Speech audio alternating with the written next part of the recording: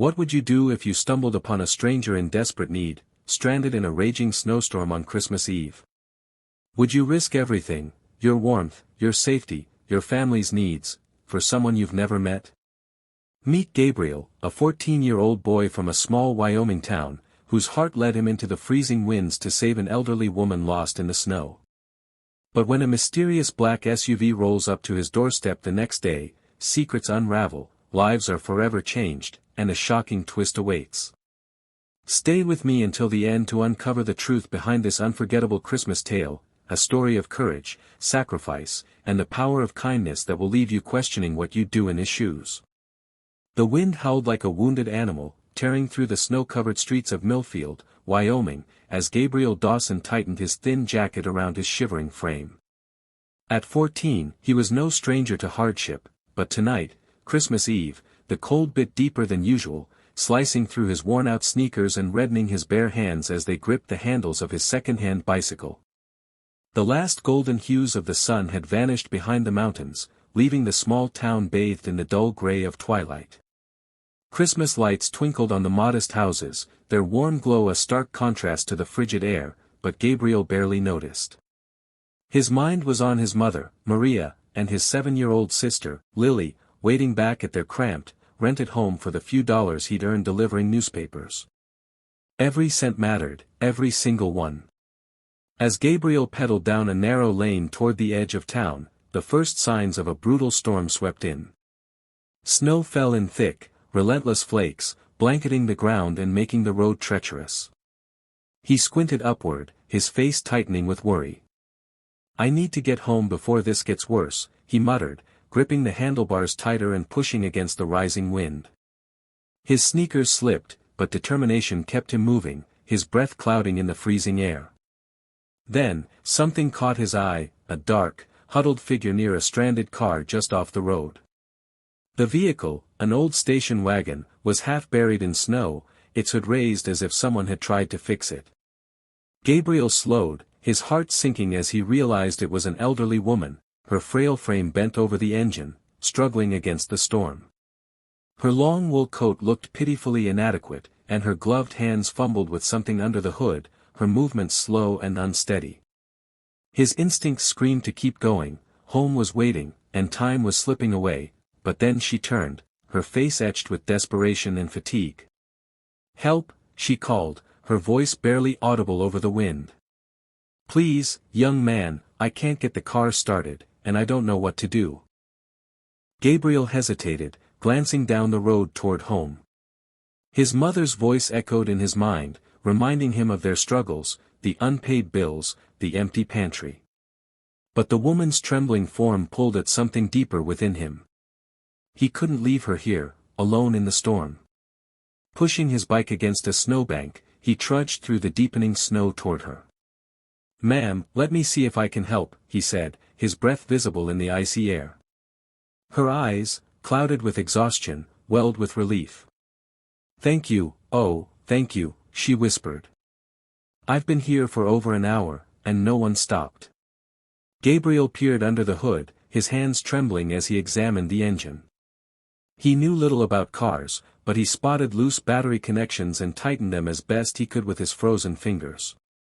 "Try starting it now," he said, stepping back. She climbed into the driver's seat and turned the key, but the engine only coughed a weak clicking noise before falling silent. She slumped forward, defeated. "I don't think it's going to work," she whispered, her voice heavy with despair. Gabriel frowned, his mind racing. "Do you live nearby? Maybe I can help you get there." She shook her head, her face pale. "My house is out in the countryside. I was trying to make it to my niece's place in town for Christmas Eve, but now," her voice trailed off as she shivered violently. The storm was worsening, the snow piling higher, and Gabriel knew they couldn't stay here. "Come with me," he said firmly. "My house isn't far. You can warm up there, and we'll figure out what to do." The woman, who introduced herself as Margaret Whitaker, leaned on Gabriel as they abandoned the car and began the slow trek back to his home. The wind stung his face, and his fingers ached with cold, but he focused on keeping Margaret steady, her frail arm linked through his. By the time they reached the small, weathered Dawson home, Gabriel was exhausted, his clothes soaked and his body numb. Maria opened the door, her eyes widening at the sight of her son and the shivering stranger. "Gabriel, what's going on?" she asked, ushering them inside. "She was stranded, Mom," Gabriel explained, his teeth chattering. "Her car broke down, and I couldn't leave her out there." Maria's expression softened as she grabbed blankets and stoked the fire in the old stove. "You did the right thing," she said, wrapping Margaret in a quilt. As the warmth of the fire began to thaw their frozen limbs, Margaret's story emerged in fragments. She lived alone, her only family a niece in town, and she'd been determined to spend Christmas with them despite the storm. Gabriel listened, his heart heavy with the weight of her loneliness, so similar to the struggles his own family faced. As the night wore on, the storm raged outside, but inside the modest home, a quiet bond formed. Margaret fell asleep in the recliner, bundled in blankets, while Gabriel and Maria shared a simple meal of soup and bread. "You're a good kid." "Gabriel," Maria said softly, her eyes glistening with pride. Gabriel shrugged, but her words warmed him more than the fire ever could. Morning broke over Millfield in muted tones, the storm having left a world blanketed in pristine white. The snow sparkled under the pale winter sun, but the chill lingered, biting at exposed skin. Gabriel stirred from the worn couch where he'd fallen asleep, his body stiff from the previous night's ordeal. The embers in the stove glowed faintly, and the faint smell of burnt wood mixed with his mother's morning coffee. Margaret still slept in the recliner, her frail figure a quiet reminder of the night before. Gabriel watched her for a moment, her resting face stirring memories of his late grandmother, vulnerable yet resilient. Maria appeared from the kitchen, holding a steaming mug. "Morning, Gabriel," she said softly, her voice warm but tinged with concern. "How are you feeling?" "Cold," Gabriel replied with a small smile, rubbing his arms. "But it's worth it." "Is she okay?" Maria glanced at Margaret and nodded. "She's resting. I think she just needed warmth and a safe place. You did a good thing last night." Gabriel shrugged, his heart swelling at her praise. "It felt like the right thing to do. I just hope her family isn't too worried." Before Maria could respond, a sharp knock at the door shattered the morning stillness. Gabriel and Maria froze, exchanging puzzled glances. Visitors were rare at the Dawson home, especially so early. Gabriel moved to the door, his heartbeat quickening with curiosity and a flicker of unease. Opening it, he blinked at the sight before him, a sleek black SUV parked just outside their gate, its polished surface gleaming against the snowy backdrop. A tall man in his late 40s stood on the porch, dressed in a tailored coat and scarf, his dark eyes scanning Gabriel with urgency. "Good morning," the man said, his voice smooth but commanding. "I'm looking for Margaret Whittaker. Is she here?" Gabriel's grip on the doorknob tightened, his instincts wary. "Who are you?" he asked cautiously. The man's expression softened. "I apologize for startling you. My name is Richard Whittaker. I'm Margaret's nephew. I've been looking for her since last night when she didn't arrive at my house." Gabriel relaxed slightly but remained guarded. He stepped aside, letting Richard inside and closing the door against the cold. Maria emerged from the kitchen, wiping her hands on her apron. "You're her nephew?" she asked, her tone gentle but scrutinizing. "She's here, safe and warm. My son found her stranded in the storm last night and brought her here."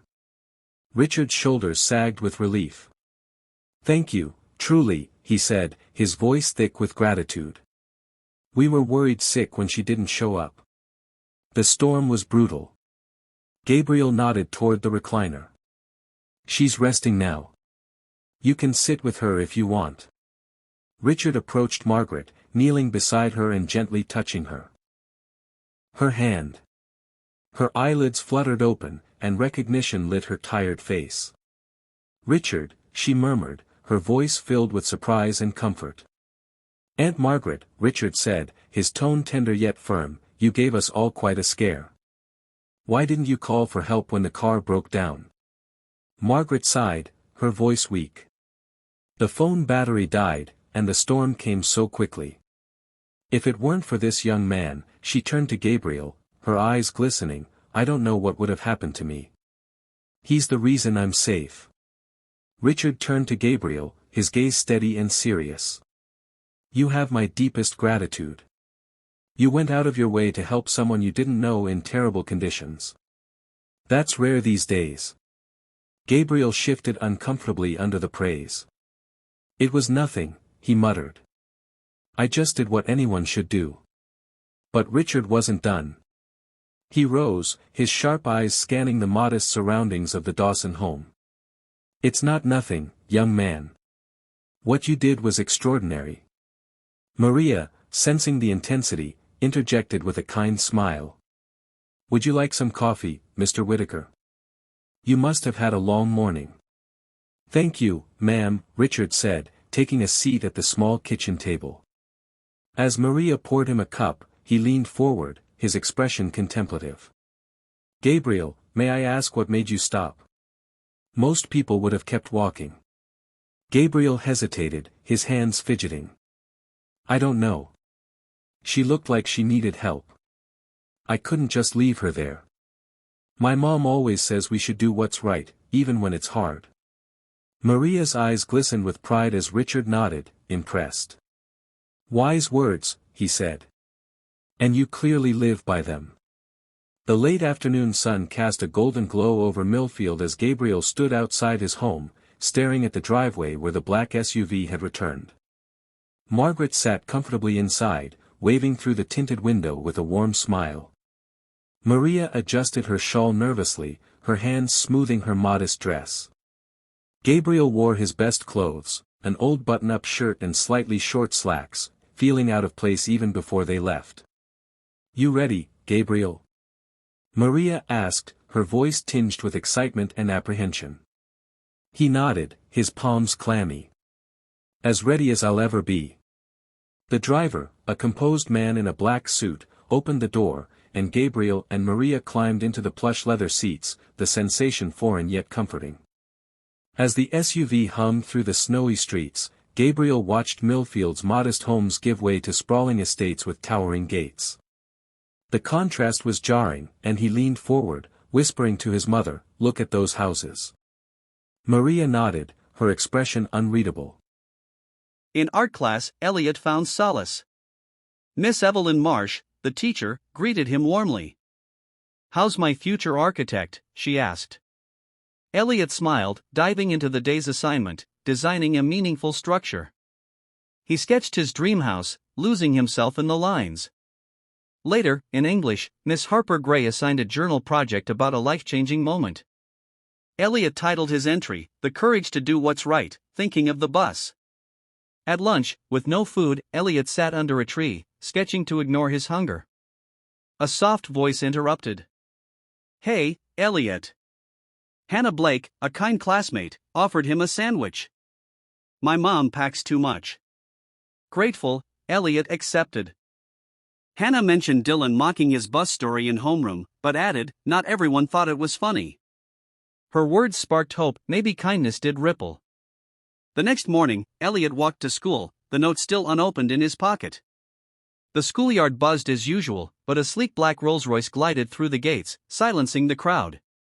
Its polished surface gleamed, and when Margot Langley stepped out, Elliot froze.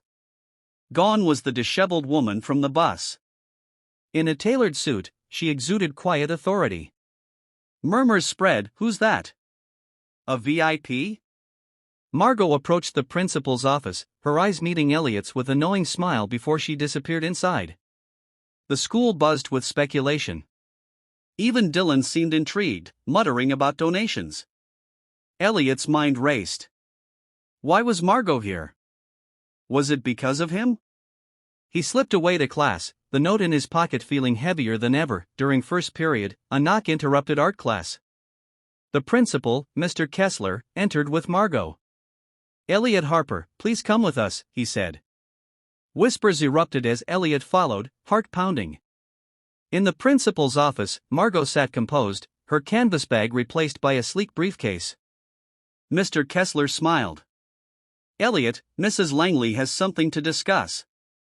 Margot's voice was steady but warm. "Elliot, yesterday you showed me kindness when no one else did. You reminded me what courage looks like." She paused, her eyes softening. "I'm the CEO of Langley Enterprises. My company supports young talent, and I want to offer you a full scholarship to Crescent Valley's advanced program, covering tuition, supplies, and mentorship for your architectural dreams." Elliot's jaw dropped. "But, why me?" Margot smiled. "Because you acted when others didn't. And I believe in your potential." She handed him a card with her contact information. "This is just the start. I'd also like to meet your father." That afternoon, Caleb arrived at school, bewildered by the summons. In the office, Margot explained everything: Elliot's bravery, the scholarship, and her offer to hire Caleb as an engineer at her company. "Your son's heart reflects the values we need," she said. Caleb, stunned, glanced at Elliot, who beamed. "You got the job, Dad," Elliot whispered. Approached, his expression grim. "Maria, we need to talk," he said gruffly. "Rent's overdue, and I can't keep waiting." Gabriel's heart sank, the envelope in his pocket suddenly feeling like a cruel tease. Before Maria could respond, Richard stepped out of the SUV, his presence commanding. "Is there a problem?" he asked, his tone calm but firm. Mr. Jenkins faltered, clearly intimidated. "Just business," he muttered. Richard glanced at Maria, then back at Jenkins. "How much is owed?" he asked. Maria hesitated, then whispered, 2 months, $200. Richard nodded, pulling out his checkbook. "Consider it paid," he said, writing a check and handing it to Jenkins, who stared in disbelief before nodding and retreating to his truck. Maria's eyes filled with tears. "You didn't have to do that," she said. Richard smiled softly. "Kindness deserves kindness. Gabriel showed that last night." As Richard and Margaret prepared to leave, Margaret took Gabriel's hand. "You're a special young man," she said. "Don't ever forget that." The SUV drove off, leaving Gabriel and Maria standing in the snow, the envelope and the promise of a scholarship clutched tightly in Gabriel's hands. The next day, news of Gabriel's bravery spread through Millfield, and neighbors began stopping by with small gifts, food, clothes, even offers to help with repairs around the house. The town, often divided by its own struggles, rallied around the Dawsons, inspired by Gabriel's selflessness. Months later, Gabriel stood at the edge of the same snowy lane where he'd found Margaret, now clear under the spring sun. He thought about that night, the storm, the choice, the unexpected ripple effect of his actions. The scholarship meant a future, the check meant stability, but the real gift was the reminder that one act of kindness could change everything. He smiled, knowing that no matter what challenges lay ahead, he'd always choose to do what was right, even when it was hard. And so, Gabriel's story leaves us with a question: what would you do in his shoes? When the world is cold and the path is hard, would you stop to help a stranger, knowing it might cost you something dear?